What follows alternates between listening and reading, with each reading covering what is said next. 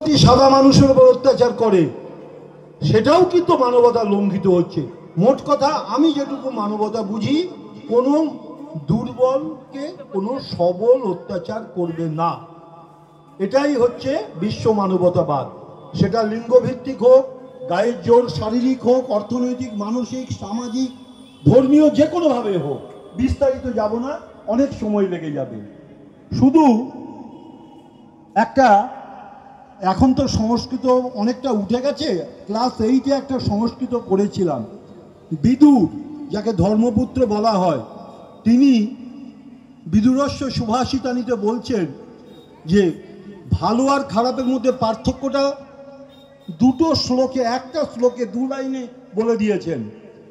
বিদ্যা বিবাদায় ধনম মদায় শক্তি পরেশাং নিপীড়নায় খলস্য সাধো বিপরীতম এতৎ জ্ঞানায় দানায় চ রক্ষণায়। শক্তিশালী যে, তার 3-4টে মাত্রা থাকে। পড়াশোনায় শক্তিশালী, গায়ের জোরে শক্তিশালী, অর্থনৈতিকভাবে শক্তিশালী।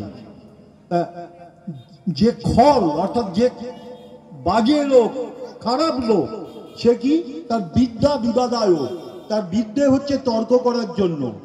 ধন মদায়, তার টাকা হচ্ছে অহংকারের জন্য।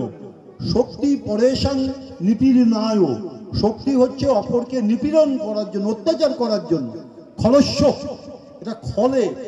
সাধো বিপরীতম এতৎ, সাধুর এর ঠিক উল্টোটা কি? জ্ঞানায় দানায় চ রক্ষণায়, অর্থাৎ বিদ্যা হচ্ছে জ্ঞানায়, জ্ঞান দেওয়ার জন্য। ধন মানে অর্থ হচ্ছে দানায়, দান করে তাকে রক্ষা করার জন্য। চ রক্ষণায়, আর শক্তি হচ্ছে দুর্বলকে রক্ষা করার জন্য। এই বিদুরের মত মেনে যদি আমরা নিজেদেরকে তুলি, বিদুরস্য সুভাষিতানি, বিদুর কতগুলো ভালো ভালো কথা বলেছিলেন। খলও আছে, ভালোও আছে। ভালোরা নিজেদেরকে ভালো করুন, আর খলদের অত্যাচার থেকে দুর্বলকে বাঁচান। এটাতেই মানবতা রক্ষিত হবে। ঘন্টার পর ঘন্টা মানবতা আলোচনা করলে কিছু হবে না। মানবতাটা প্রয়োগ করতে হবে সামাজিক ক্ষেত্রে, দৈনন্দিন জীবনে, পারিপার্শ্বিক পরিবেশে, সব জায়গায় দুর্বলকে রক্ষা করাই মানবতা। আরো এটা বহুমাত্রিক ব্যাখ্যা আছে, বিস্তারিত যাব না। 8টা বেজে গেছে। সবাই ভালো থাকুন। নমস্কার।